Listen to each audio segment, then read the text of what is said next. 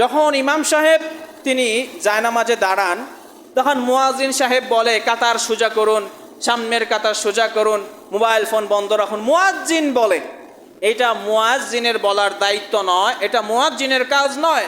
কেননা আল্লাহর রাসূল কি করতেন শুনুন। যেমনটি হাদিসে এসেছে, عن أنس بن مالك رضي الله عنه قال رسول الله صلى الله عليه وسلم سووا صفوفكم فإن تسوية الصفوف من تمام الصلاة।